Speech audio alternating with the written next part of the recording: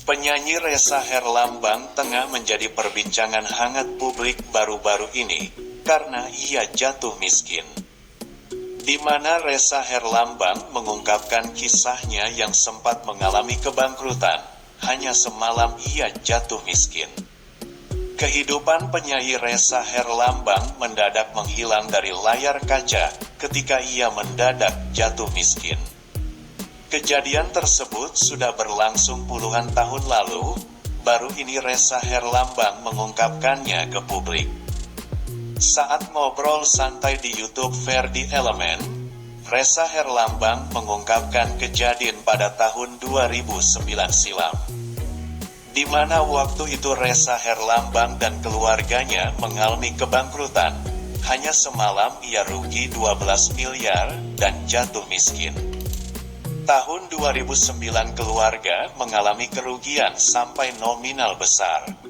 Dalam semalam itu pernah mengalami kerugian sampai 12 miliar rupiah, kata Ressa Herlambang, dilansir Lombok Insider, Sabtu tanggal 11 Februari tahun 2023, dari kanal YouTube Ferdi Elemen. Waktu itu, Ressa Herlambang mengalami hal yang menurutnya terjadi di luar nalar. Ressa Herlambang menduga ada hal mistis yang menimpa keluarganya.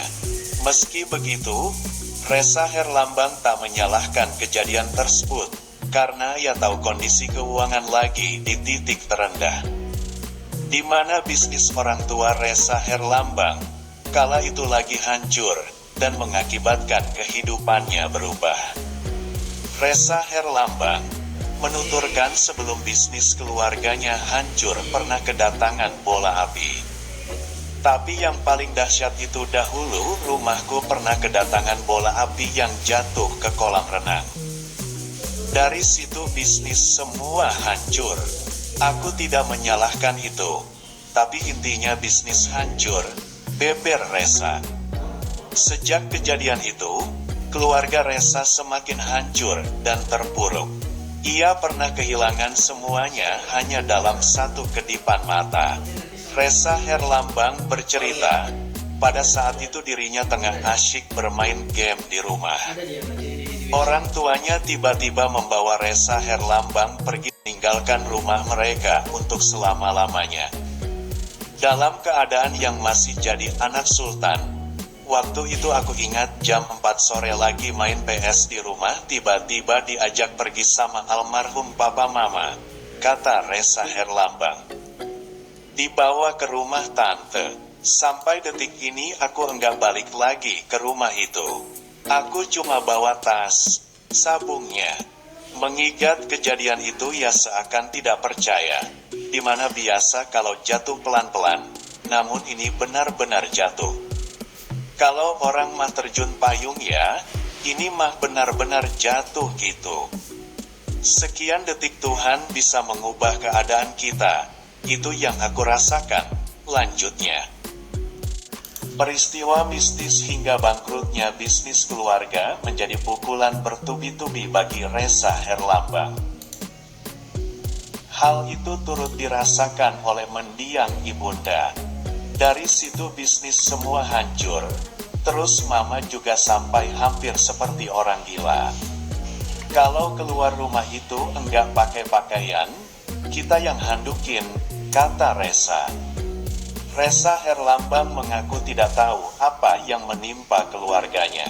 Sebab, ia tidak berani bertanya kepada kedua orang tuanya. Pada saat itu, ia tak tega melihat kondisi kejiwaan sang bunda yang sangat terguncang. Aku sudah enggak tahu apa yang dirasakan. Makan cuma sekali, dompet isinya cuma kartu kredit, foto pacar, enggak ada apa-apa. Uang cuma 10 rupiah ribu, ujar Ressa. Sampai kita dikejar polisi karena kita tidak bisa membayar kerjasama. Mungkin habisnya uang untuk membereskan itu semua, kata pria kelahiran 1986 itu. Belasan tahun dilewati Ressa Herlambang dengan penuh perjuangan, hingga akhirnya mampu bertahan dan kembali seperti semula. Namun Ressa Herlambang masih tak bisa menghapus kesedihan karena sang bunda kini telah tiada. Dengan keadaan yang begitu sulit, Ressa Herlambang terus bertahan demi keluarganya. Kondisi mental sang bunda berangsur membaik setelah berobat. Ressa pun harus tetap melanjutkan hidup untuk mencari nafkah. Tahun demi tahun dijalani Ressa Herlambang dengan penuh kesabaran. Mantan kekasih Nia Ramadhani itu berhasil meraih kembali pekerjaannya, meski tak eksis lagi di layar kaca seperti dahulu. Ia juga mendapatkan bantuan dari sejumlah orang-orang baik. Kini hidupnya kembali stabil. Ressa Herlambang teringat dengan pesan terakhir sang bunda sebelum meninggal dunia.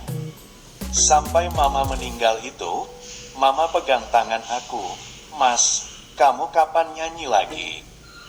Kapan di TV lagi? Mama mau lihat."